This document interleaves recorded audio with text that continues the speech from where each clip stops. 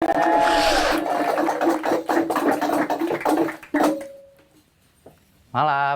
Malam. Kenalin, nama gue Raka. Sebelumnya gue mau ngucapin selamat untuk Bapak Prabowo udah resmi menjadi presiden kita di tahun ini. Boleh tepuk tangannya? Padahal jujur aja ya, 3 capres kita di tahun ini tuh nggak ada yang bagus. 3-3-nya, mau Prabowo, Ganjar, Anies, 3-3-nya nggak ada yang bagus. Bahkan kalau mereka terpilih dan mereka memimpin Indonesia, ada kemungkinan Indonesia makin hancur lebur. Demi Allah, Om. Itu kata kurir Shopee pas gue lagi makan mie ayam. Demi Allah, demi jujur, demi mati kafir, gue Prabowo banget gue. Sumpah gue Prabowo banget gue. Kenapa gue support Bapak Prabowo? Karena gue sama paslon ini punya banyak kesamaan. Yang pertama, paslon ini kemarin dapat angka 2. Gue lahir di tanggal 2. Udah sama-sama 2 tuh. Ya. Dan gue sama cawapresnya namanya sama. Yang kedua nih, gue sama cawapresnya namanya sama. Sama-sama Raka. Cuman bedanya kalau dia anak presiden, kalau gue anak broken home.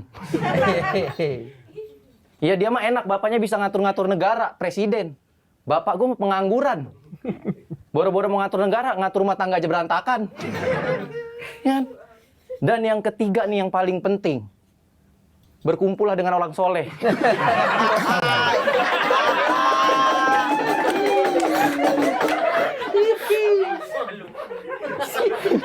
Jadi gini Enggak. Yang ketiga ini yang paling penting. Kenapa? Karena gue sama Bapak Prabowo punya kesamaan. Persamaannya apa? Gue sama Bapak Prabowo sama-sama duda. Makanya gue milih Prabowo. Itu bukan karena visi dan misinya, bukan. Karena gue support duda. Masa woman support woman doang ya kan? Duda juga harus saling support, brother. Iya kan? Tapi gue kadang suka iri gitu sama Pak Prabowo. Walaupun dia jadi duda, dia tuh bisa jadi capres berkali-kali. Gue jadi duda, keuangan gue yang ngepres anjing. Dan ada lagi yang komen kayak gini kemarin. Jangan pilih Prabowo.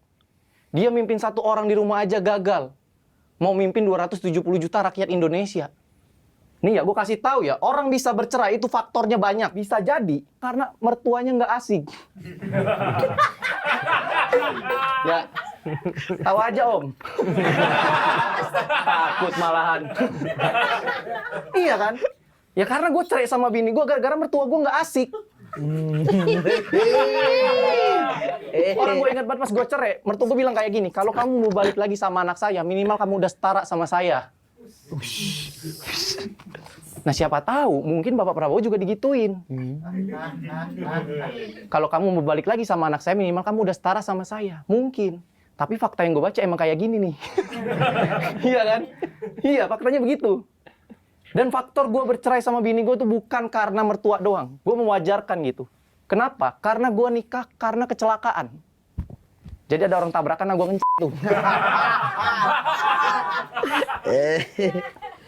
Dan gue kasih tahu dulu buat teman-teman, gue emang nikah karena kecelakaan dan dari kecil gue nggak pernah ketemu sama bokap gue. Tapi pas begitu gue nikah, bokap gue datang dan itu pertama kalinya gue ngeliat bokap gue. Demi Allah, muka bokap gue mirip abang-abang itu tuh. Sumpah. Dan dia hamil duluan gitu. Dan gue inget banget itu juga pertama kalinya gue dibelain bokap gue. Dia ngomong sama mertua gue kayak gini. Bapak, apapun yang terjadi kehamilan anak Bapak, itu bukan murni kesalahan Raka, itu kesalahan saya.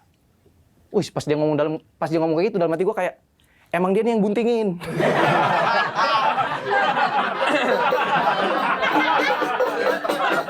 Emang brengsek nih abang-abang ini. Sumpah. Sampai akhirnya, gitulah nikah karena kecelakaan gitu. Setiap berantem bini gue selalu minta cerai. Apapun masalahnya, berantem dikit minta cerai, berantem dikit minta cerai. Sampai ada momen di mana gue cerai beneran. Dan momennya nggak tepat. Gue cerai 2 hari mau lebaran. Kok bisa? Di saat bini-bini lain 2 hari mau lebaran tuh minta maaf sama suaminya. Minta maaf sama keluarganya. Kenapa bini gue doang yang minta talak? Gue kasih aja 2 kilo. Oke, nice. Nice. Tapi momen yang bikin gue sedih adalah ketika dia malam takbiran dia minta cerai, 2 hari mau lebaran itu barang-barang di rumah gue udah dibawa semua sama mantan bini gue ke rumah mertua gue. Dari kipas angin, mesin cuci, rak piring, bahkan sampai piring-piringnya dibawa. Makanya sekarang yang tersisa di rumah gue itu tinggal gue sama cita-cita gue yang belum terwujud. Tapi malam ini udah terwujud, gue udah bisa berdiri di panggung ini. Mana kameranya? Wahai istriku, lu nyesel kan? Sekarang gue udah akrab sama Om Deddy. Iyain Om, iyain Om. Ayo iyain Om, iyain Om. Benar, benar. Bener tuh. Portofolio. Lumayan portofolio itu buat mertua. Ntar gua cut patung di TikTok tuh ya. Dan gak cuman itu yang bikin gua sedih. Ada, itu masih mending barang yang dibawa tuh barang-barang yang bernilai. Ada barang yang dibawa sama mantan bini gua. Itu barang belanja bulanan yang baru gua beli. Anjing, gulaku dibawa. Dari mereknya aja udah jelas itu gulaku, bukan gulanya dia. Bahkan gak cuman gulaku, daun kangkung dibawa. Maksud gua kok ada ya orang pengen cerai kepikiran numis? Gua tuh ngeliat perceraian udah sering. Cuman orang-orang bercerai rebutan hak asuh anak. Dari zaman Dedi Mahendra Desta cerai, Deddy Kobuzer cerai. Bahkan sampai zaman Dedi Nurlela. Siapa itu? Itu orang tua gua tuh. Cerai juga. Lagian gue bingung ya, kenapa sih yang namanya Dedi hobi bercerai?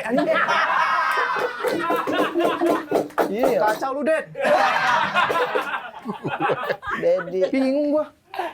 Makanya sekarang kalau ada teman gua nanya, "Rak, lu cerai kenapa?" Tradisi keluarga. Tenang Om Ded, gua lanjutin tradisi ini. Santai, santai.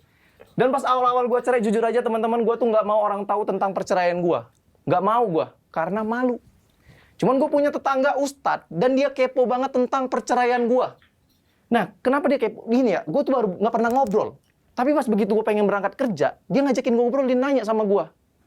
"Mas Raka, kalau saya boleh tahu istrinya kemana ya? Kok nggak pulang-pulang?" Gue jawab, "Nggak boleh tahu." Tapi karena dia ustadz, dan gue butuh pencerahan, akhirnya gue kasih tahu. "Iya Pak Ustadz, saya cerai sama istri saya, karena setiap berantem istri saya selalu minta cerai, akhirnya saya ceraikan. Ini demi Allah gue nggak ngada-ngada, Ustadz yang ngomong kayak gini. Bagus Mas, kalau istri minta cerai, ceraikan, itu prinsip Nabi." Wah, dalam hati gue mati masuk surga nih. Asoy, asoy, kata gue, asoy ini mah. Asoy banget. Gokil, kata gue. Sampai 3 hari kemudian, gue denger nih Ustadz berantem sama bininya. Bininya minta cerai. Ustadznya minta maaf. Prinsip nabinya mana? Iya kan? Sampai akhirnya gue ajakin ngobrol lagi, gue tanya. "Mohon maaf nih Pak Ustadz. Kemarin saya dengar Pak Ustadz berantem sama istrinya dan istrinya minta cerai. Kalau saya boleh tahu respon Pak Ustadz gimana ya?" Dijawab, "Nggak boleh tahu." Jangan dibales. Dibales. Tapi sama dia dikasih tahu. Dia dikasih tahu, "Om, iya Mas, saya berantem sama istri saya dan istri saya minta cerai." Terus respon Pak Ustadz gimana? "Saya meminta maaf." Lah kata Pak Ustadz, kalau istri minta cerai, ceraikan, itu prinsip Nabi. Iya sih Mas, itu prinsip Nabi. Cuma kan saya sama Nabi, beda prinsip. Makasih gua Raka, selamat malam.